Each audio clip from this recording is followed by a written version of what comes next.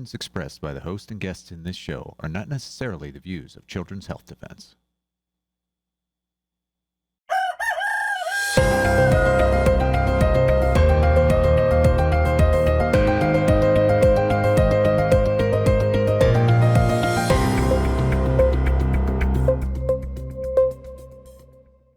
Good morning, CHD. Welcome to Pediatric Perspectives, where we are taking a look at children's health challenges from a different perspective, one that includes critical thinking, one that's not afraid to ask some of the questions that maybe aren't being answered in the mainstream.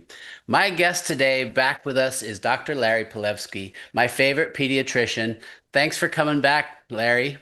It's great to be here, Paul. Thanks for inviting me back. It always is enlightening for me to talk to somebody who's in the trenches. And summer is coming. So this episode, we're going to focus on summer, the things you might expect, and then how to respond to what might happen. I'm curious, as a start, are there things you are seeing right now that are sort of summer-like? And what are you seeing? Well, we've not had the greatest weather in the Northeast in the last couple of days and weeks. So I'm not seeing anything worrisome yet. The first thing that I would expect to see is sunburns, because the sun is getting hot, even though the temperature's not, but the sun is hot. And I'm not a big fan of conventional sunscreens, as many people know. And I do believe that the sun is not our enemy. Mm-hmm. And certainly getting out in the sun in the early parts of the day with your kids and later parts of the day with your kids without sunscreen is perfectly fine. And also make sure that you're eating what one would think of as an antioxidant diet. So the sun is less likely to burn your skin. And if it does burn your skin, there's always aloe and there's always extra doses of vitamin C, which are very, very helpful for cooling down those sunburns. That is an awesome tip. On the aloe, I mean, I know people who have their own cactus plant, right? And so, but if it's a small area, that works. But do you have any tips for, where you get the right aloe? I don't, at least not in the Northeast, but I'm sure there are farms and organic places where you can get a pretty good aloe and actually open up the leaves and squeeze out the juice. You may want to dilute it just a little bit and rub it on those areas. It's very, very nice and cooling, and it should soothe those sunburns a great deal. Yeah. Well, to pivot to what you are seeing, since you're still in a sort of a winter spring-like mix, are you still seeing a lot of respiratory things? Because I talked with my team in my old practice just a couple weeks ago, and I said, what are you guys seeing these days? And they were still seeing a lot of coughs and respiratory type stuff. And I'm wondering if you're also seeing that on the East Coast. Well, sure. Between weather being as erratic as it is and people changing their clothes too quickly, wearing fewer clothes when it gets hot one day and then not wearing enough clothes the next day when it gets cooler, that is a drastic change to the body and can make the child vulnerable to getting sick, not catching bugs, as you know, but to getting sick. And so, the fact that school's ending and camp is about to start and graduations are happening and foods are starting to change and kids go through developmental changes. That part of what happens when kids have developmental changes is they get respiratory or gastrointestinal illnesses. So those are normal things that we see all throughout the year. And then, of course, Paul, we can't forget all the lovely lines of white cloud puffs that are straight up in the sky that are affecting us in all parts of the country and the world. That's a topic for another whole episode, I think. There are things going on in our skies. Let's pivot to summer because it's right around the corner, as you mentioned, with graduations and school's going to end. One of the questions we get a lot here at Pediatric Perspectives has to do with tetanus. So, kids are outside and all of a sudden they're getting injuries and cuts and a lot of fear around tetanus. What can you share with our audience about that? Tetanus are bacteria that cannot grow where there's oxygen. And so the first point of information for parents is as long as a cut is bleeding, there's oxygen. And the best thing to do for a cut is to irrigate it, clean it out. If you have saline, great. Otherwise, get it under the faucet and rinse the heck out of that cut. Yep. Let it bleed. And in fact, even in areas of the world where there's not a lot of medical care, if there's a puncture wound, there would be people who would open up that wound with some kind of blade and let it bleed and irrigate it. And one of the things that I'd like to put on cuts after they've been irrigated and they're bleeding, I like to put powdered organic turmeric, which is a great topical powder that disinfects. It's anti pretty much all organisms, and it stops the bleeding, which is a great thing, especially when you have a deep cut. And then if you have to go to the emergency room for stitches, go for stitches. But the idea is to make the cut bleed and let it bleed and irrigate it. And that wipes out a lot of the bad bacteria, a lot of the bad dirt, a lot of the organisms, and reduces the chances of an anaerobic or a lack of oxygen environment where bacteria like tetanus can grow. Now, most people, believe it or not, who have played in the dirt or even been on a farm have breathed in tetanus spores. And the best way to become immune to tetanus is through inhaling the tetanus spores that then get into the intestines and you develop antibodies to them. The least likely way of being protected from tetanus is actually getting a tetanus vaccine. Worst case scenario, you have a child who goes head over heels on their bike. This happened to me as a kid in Africa. I hit a rock or something. I was racing a friend, and I mean, this thing just flipped in the air. I went flying 20 feet. I had dirt ground into my knees. It was, you couldn't get it out. I mean, we soap and watered. My mom was a nurse, so she knew what to do. I was fine, obviously. I'm still here. We didn't have any tetanus toxoid or anything like that. But say you've got one of these potentially higher risk wounds and you feel like you have to go to the ER, or you go to the ER because you need stitches or whatever, and you're unvaxxed. What would you suggest parents do when faced with, I'm sure you've got to get a tetanus shot and a tetanus toxoid, TIG? Right. And what are your thoughts on each of those points? Right. Well, Paul, a road burn injury like you're describing is not high risk for tetanus. It's just not. And most of the time, if you have bleeding, you're going to have even a more reduced chance of getting a tetanus infection. And, you know, for a child who is less than 5 years of age, who has already received a tetanus shot, there is no need for a booster.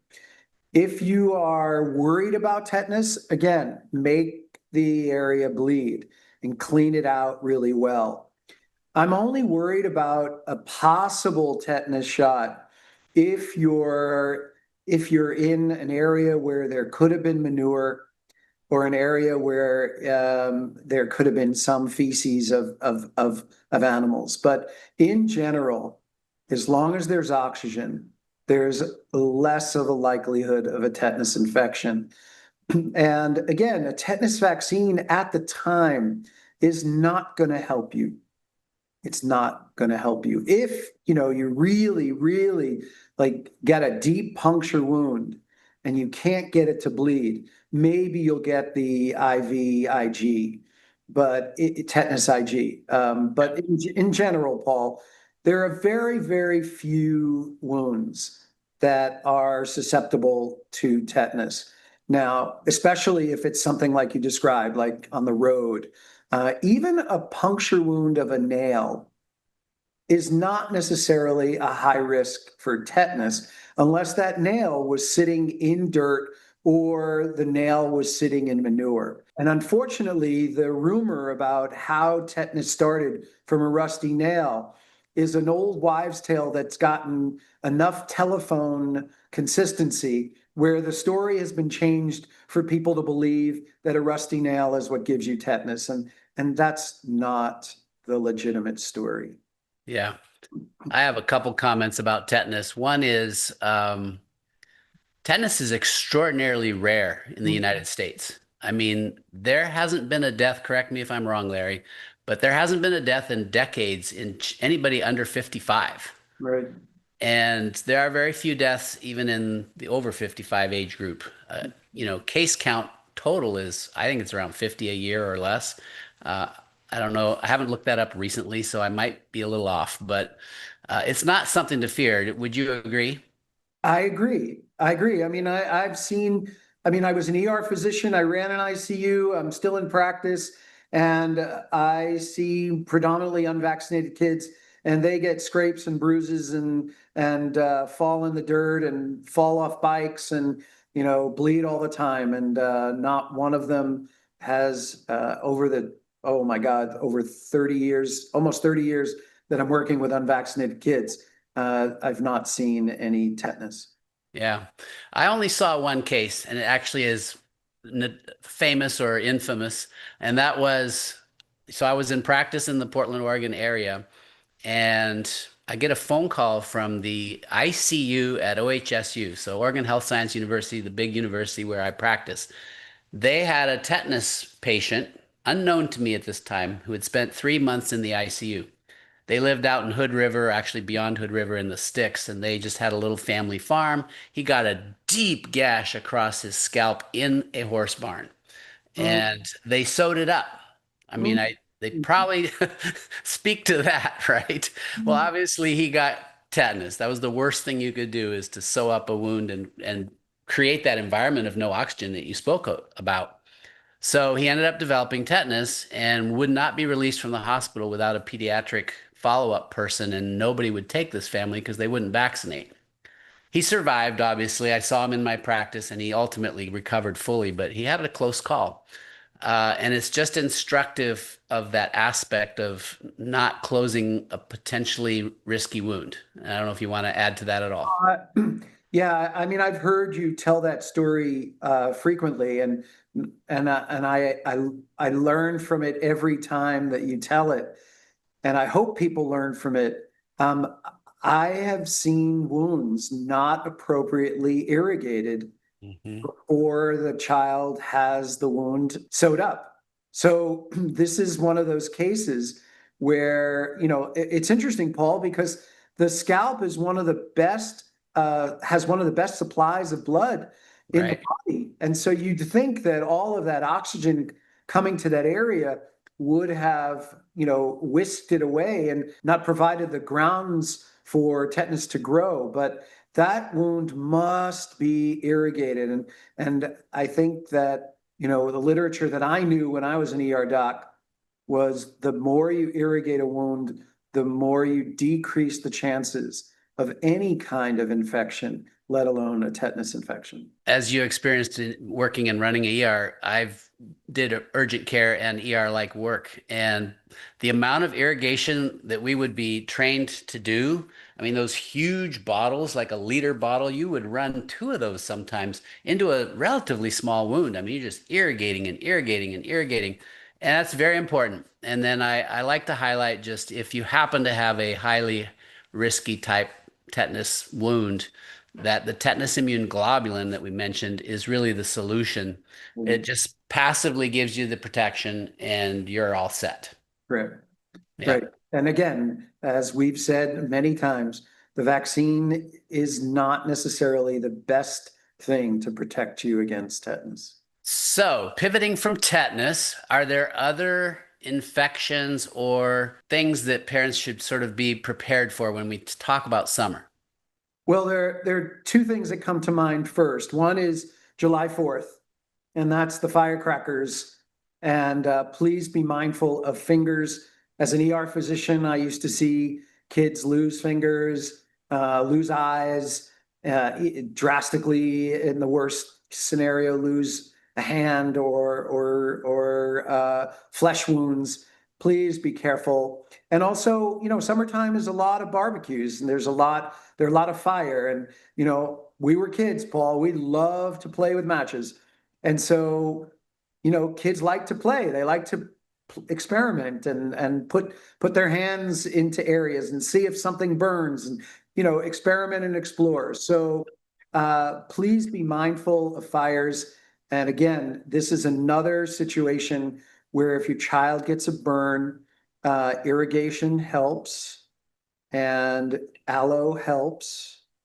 And these are if there are any burns to the hands, to the face, or to the feet, it's very important that you get to the emergency room or get to your doctor, because the hands and the feet and the face are areas of greater scarring and greater damage, and we don't want to run the risk of bad scarring and bad keloids, or just real damage, loss of fingers, loss of hands, or even disfiguration. So get to the emergency room, watch the matches and the fire.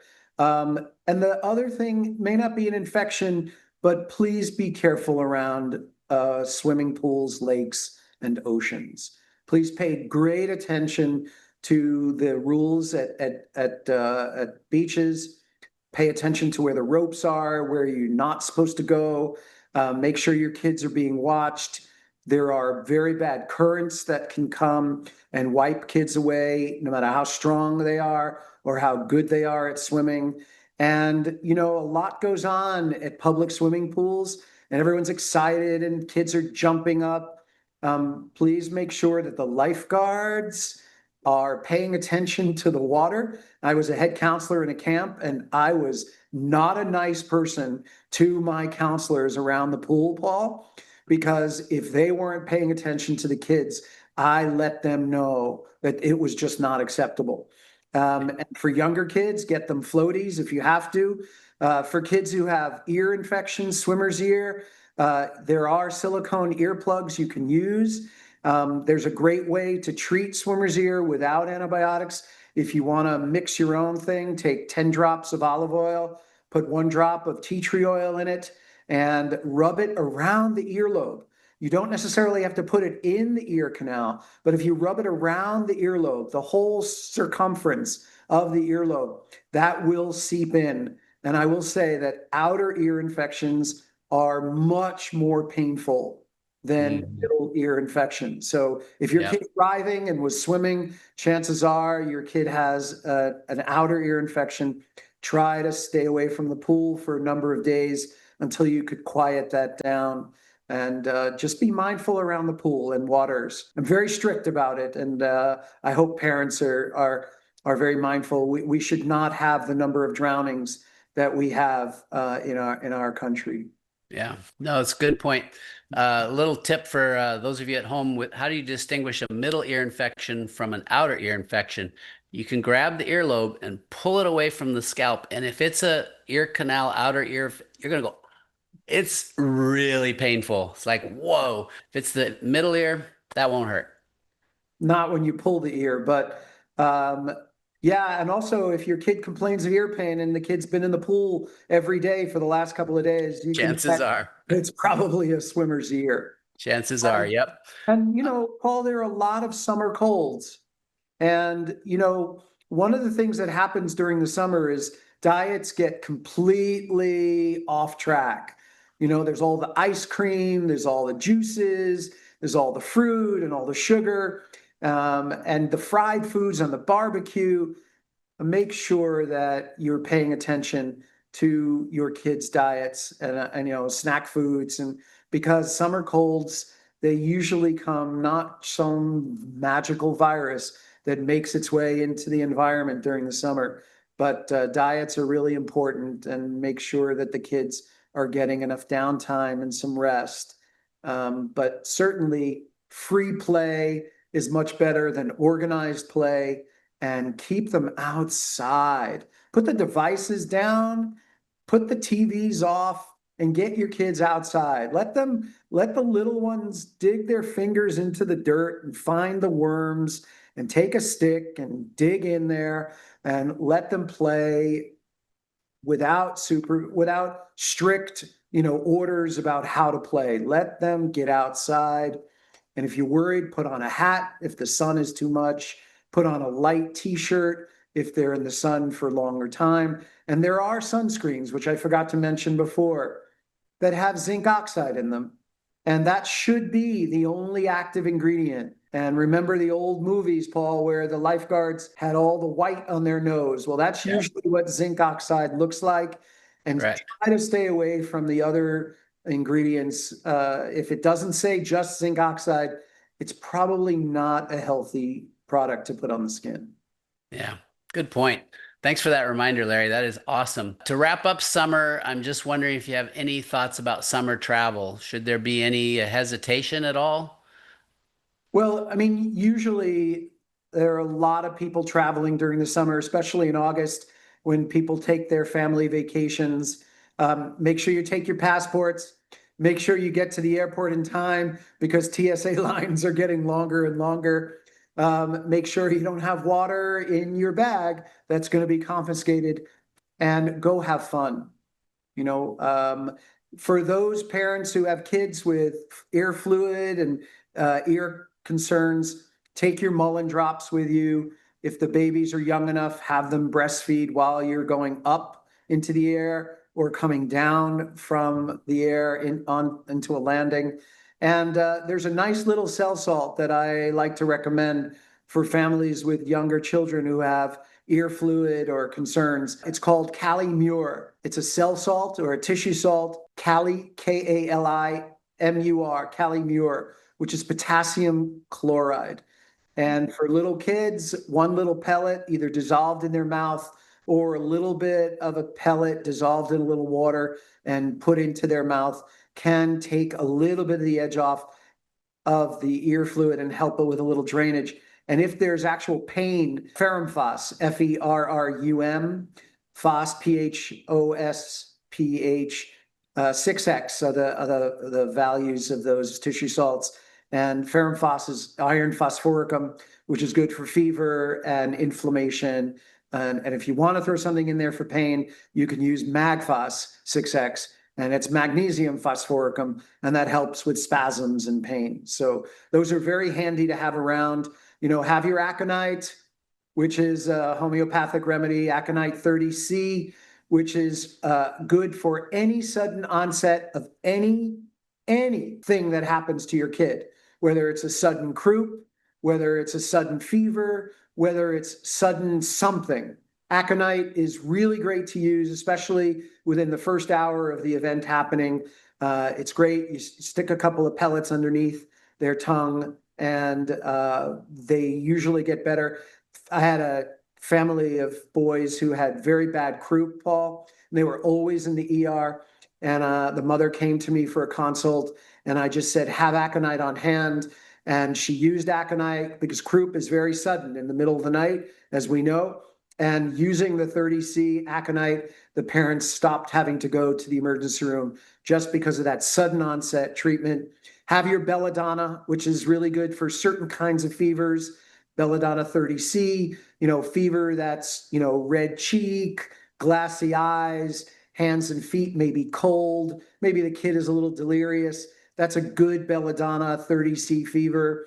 Have it with you. Have some essential oils like lavender, German chamomile, tea tree oil. Tea tree oil is great for topical. It does dry the skin, so you might want to dilute it a little bit. And lavender, I'm not worried about gynecomastia. Use a little bit of it in areas that skin are irritated. I usually like to go around areas where the skin is either burned or scraped or inflamed rather than on the direct area.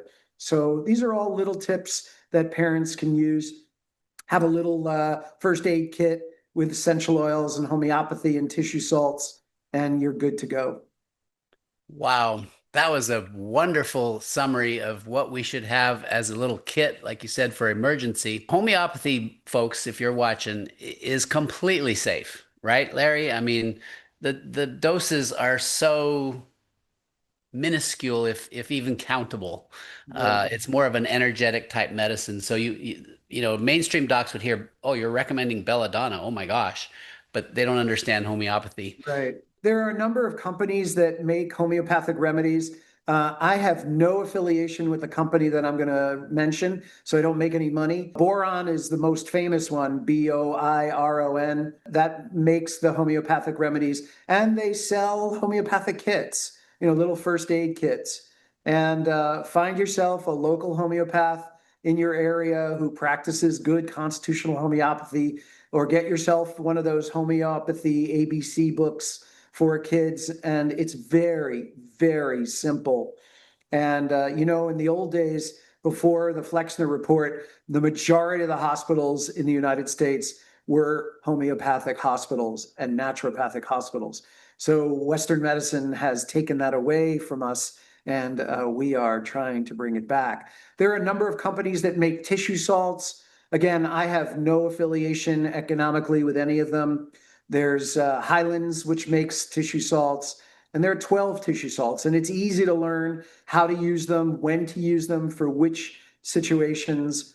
There's UNDA, UNDA, which makes tissue salts that can be given to kids. And there's one called Best Made that's also available. They're very easy to use. Then there's essential oils. I like to find organic essential oils if you can, and I'll avoid making names of companies there so that people can do some research on their own. But these are good things to have on hand in addition to just good old Band-Aids. And when we were kids, Paul, what did our parents have? Mercurochrome. Remember?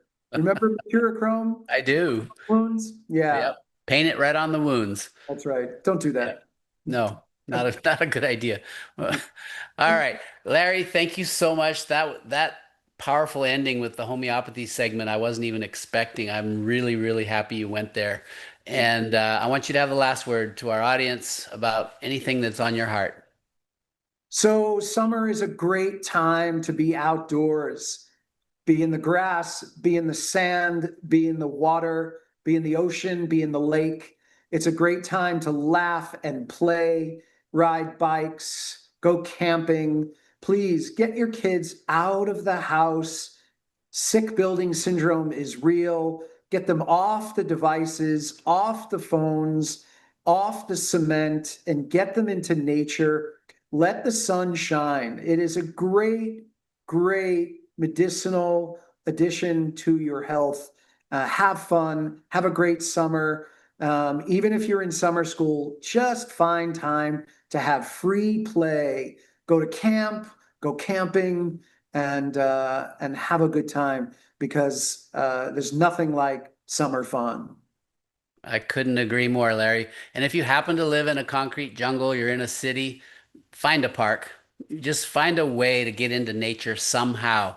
And just get into the dirt. It's awesome. And just hope, Paul, that the parks in the cities are not sprayed with herbicides and pesticides, and you're not rolling in the grass full of chemicals. Well, that just raises a whole other problem. Maybe you got to get out of town. That's right. That's what I agree with. Yeah. Thank you for watching, everyone. Thank you, Larry, for being on our show. I'm going to have you back because I've got another big topic I want to discuss with you. I appreciate you very much. Great. Appreciate you too, Paul.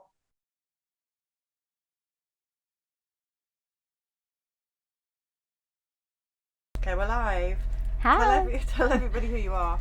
I'm Amy Miller. And Amy, we actually know each other, do we not? We do. And tell everyone how we know each other. Well, we both work at Children's Health Defense, and we met, I guess, on the first Vax Bus round is when I first met you. So Amy works, she heads up the Reform Pharma. Department of Children's Health Defense. You might as well just tell everyone a bit about that because it's important. Okay, it's a new initiative that we just launched, and we have, we're kind of guided by a 10-point plan separating pharma and state, and we're basically exposing the corruption, and then we want to restore healthcare integrity, so we will expose it and hold them accountable in various ways. And Amy, you don't want to mess with Amy. I think we should have t-shirts saying that. You don't want to mess with Amy in Reform Pharma. She's doing a fantastic job. All right, let's talk about your COVID stories. Go with the first one. So, one of the first COVID stories that I have is we chose not to be vaccinated, and my husband worked for a company that is actually pharma that loved the vaccine, and he was discriminated against. He actually was told he could not travel, and he was told that, got around the department that he wasn't vaccinated, tried to, talk him into being vaccinated. It wasn't going to happen. It got to the point where we actually had an attorney, Robert Barnes, draw up a letter, and we were going to give it to them because they were actually outside of the Tennessee law. Tennessee law says you cannot discriminate against people for, you can't have them banned for travel, which they were. And that was something that we took seriously. It is a religious belief that we do not believe in vaccination. And that was something that we sincerely held, and we stood by that. And so we ended up not having to turn in the letter from the attorney because they saw that they were not following the law. They did get notice of that, and then they corrected their ways and said, okay, you can travel, you can do things. So that was eye-opening. I guess we've never experienced anything like that, all because he didn't take a shot. So that hindered his workability. And then the other COVID story that really probably will bring up emotions already is my uncle. And my uncle took the COVID shot. He was very much into whatever the doctor told him, and he that was his choice. He got Did you take 1 or 2? I believe he took 2. I'm not sure exactly, but yeah, I think 2. It was at the beginning stages. So all, whatever 400 boosters they suggest now, he wasn't quite there. But his wife was also not in good health, my aunt, and she went into the hospital. They both caught COVID in the hospital, and then she never came out. She actually passed away. And then my uncle was in the hospital, came home for a little while, got worse.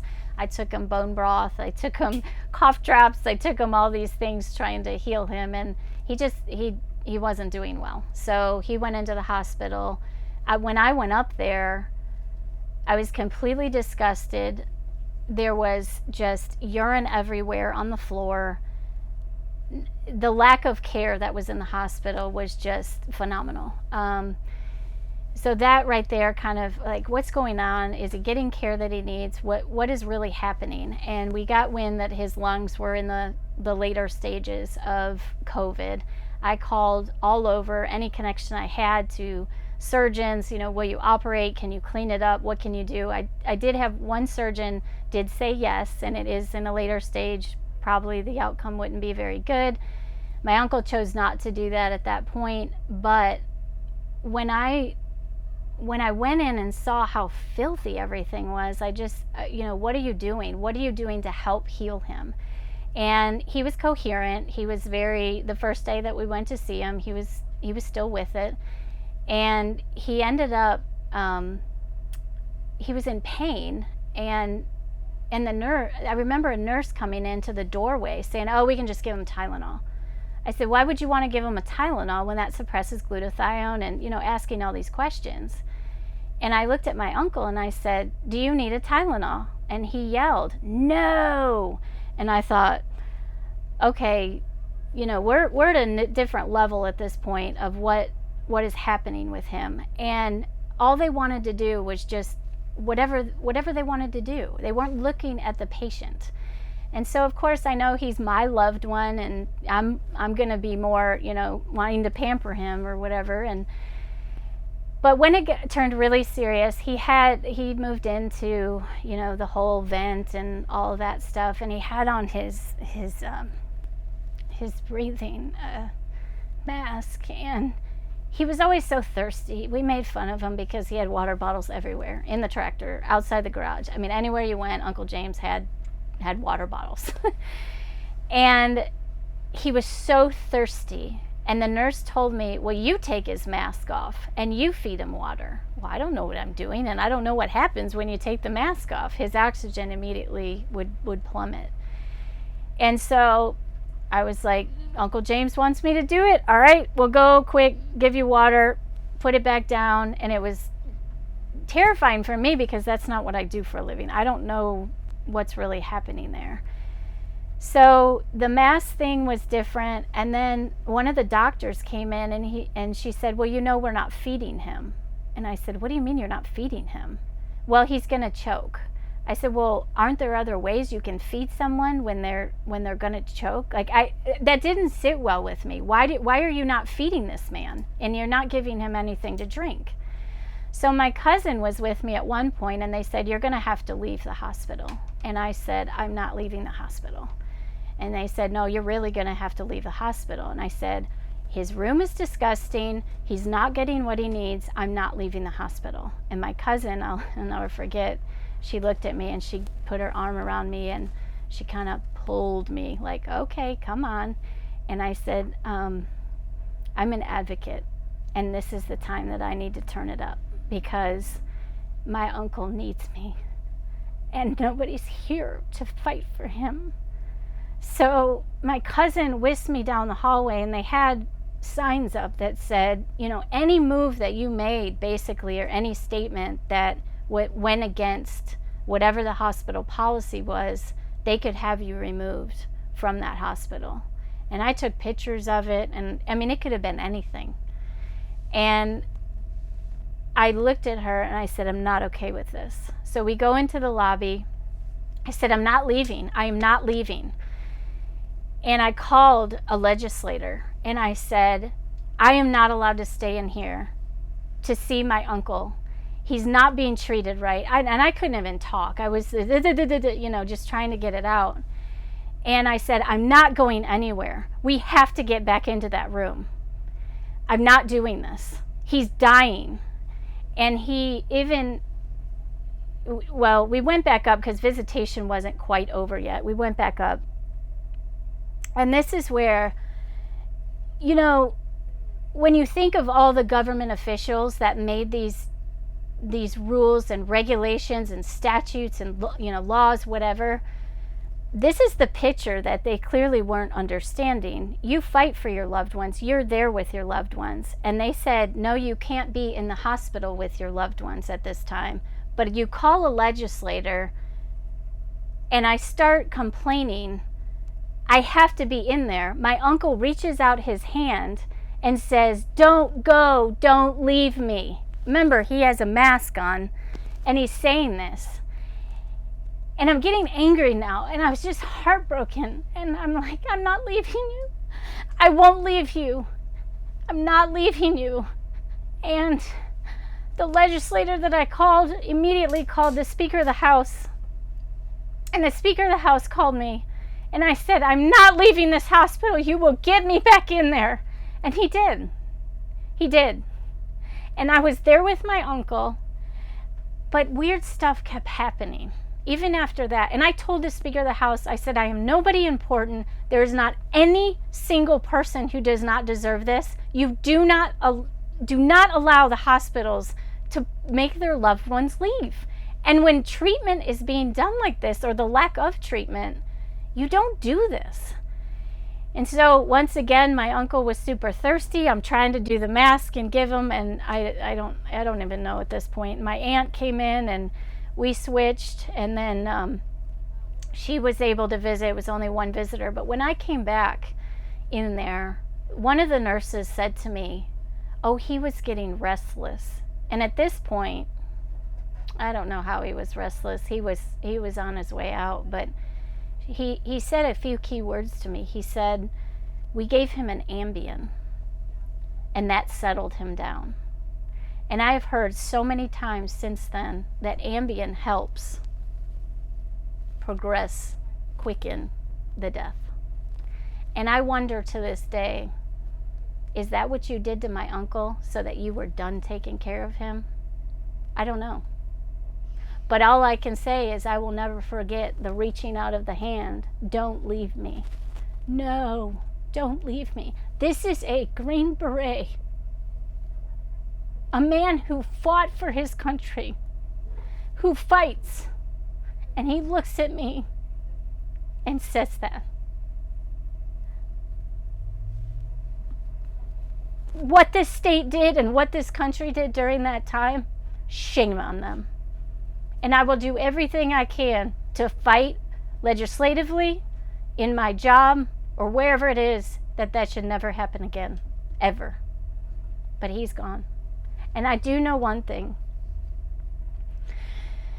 The biggest memory my uncle shared with me, he said he loved the Lord. And I know he's there. And that's what gives me peace and hope. But he said, Amy, when he was, my regular fun uncle, he said, I never miss a day that I don't read scripture. My Bible is important. And there's something else. People give up in their marriages too much these days. And that's what I would like the advice that he was telling me. So in the hospital, he was unable to read his Bible. So I brought in the Bible and I read it to him. And he squeezed my hand. He couldn't talk at that point.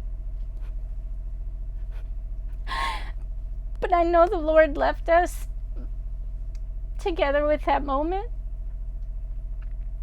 But I still cannot unsee him saying, don't leave me. But the Lord never left either one of us. And that's what I'm clinging to. But I lost 3 uncles in that hospital. So Uncle James and his wife, she also died in hospital. She did. She had a lot of health problems, but that was the tipping point. But you said right at the beginning of this interview, you said that they both went in and caught COVID in hospital. Did you mean to say that? Yes. So what did they go in with? They went in. She had dementia and other kidney issues, and then he was fine. But they both caught COVID in that hospital. He came home. She never came home.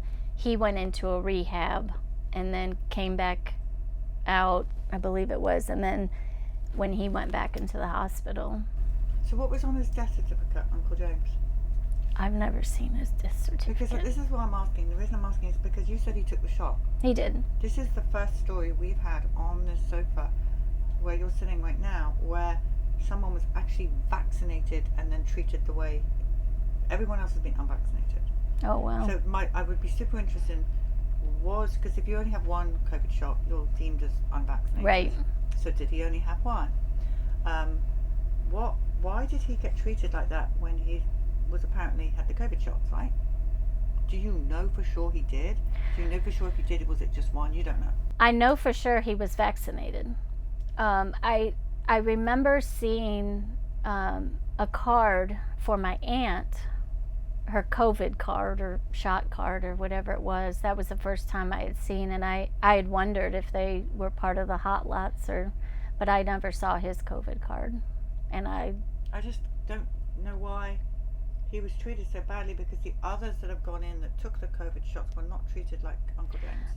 I don't know if it was part of just the hospital. I mean, the first uncle had cancer and they fed him sugar. The second uncle, that was during the time nobody could see anybody. His wife wasn't even allowed to go. My aunt wasn't allowed to see him.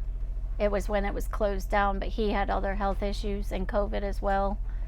I don't really know what that is. I think after I was let back in, hopefully that didn't hurt anything, but at the same time, I don't know if it mattered at that point. He was pretty much gone on the vent and everything. And all right, well, we need a picture of Uncle James to put up here in our memorial.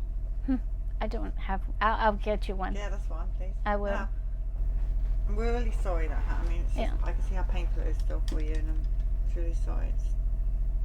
It's disgraceful what happened. We had just bought land, and it was close to him, and he was going to teach us how to farm, because he always made fun of us. We were from the north, and we were city folk. So, just part of the memories I have, I guess. No, I'm sorry. Yeah. Well, now, let's talk about your daughter. Should we talk about something happy? Yes. Let's go leave on a happy note. Yes. My daughter. Oh, thank you. I didn't think I was going to cry so much, but I love my Uncle James. My daughter is completely unvaccinated, and she was discriminated against in preschool. A preschool here in Chattanooga would not allow her to come, and that's when Mama Bear came out, and I knew my rights. I knew we could have an exemption, and that's basically what catapulted me in this movement. But she's strong and healthy, and How old is she now? she's 13 now. And so no vitamin K, nothing. No, nothing. Nothing. So what's, does she have any autism or ADD, ADHD? No. No. Eczema?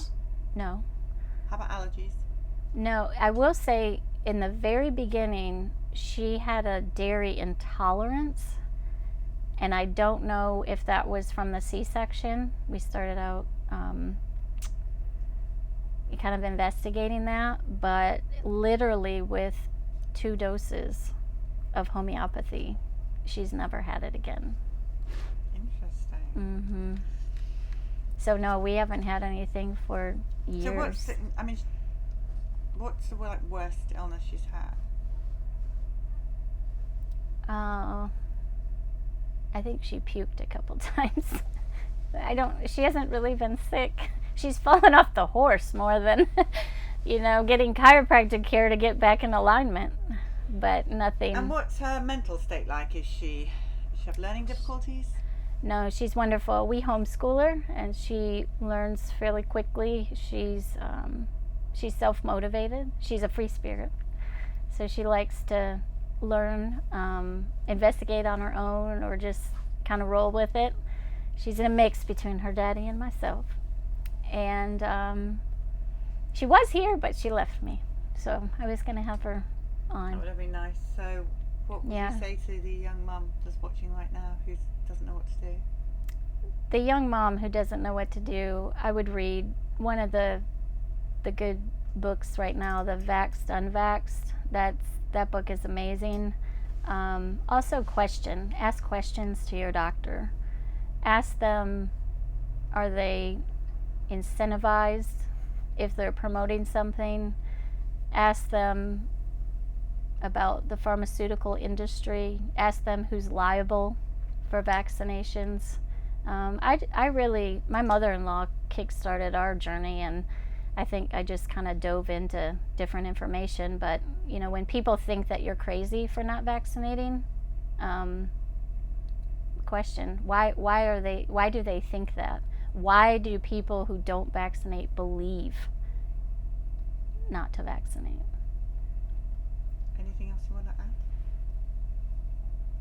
I don't think so. Well, actually, one thing in general is that it takes a village, as they say, and I think there's so much to be done to expose the corruption and to get people to turn, and there's a lot of doctors speaking out right now, and I think it's exhausting when you think of how big it is to go against the industry. But when there's one thing at a time happening, one foot in front of the other, one story after story after story, those are successes, and that's what keeps us going, because it can really get you down.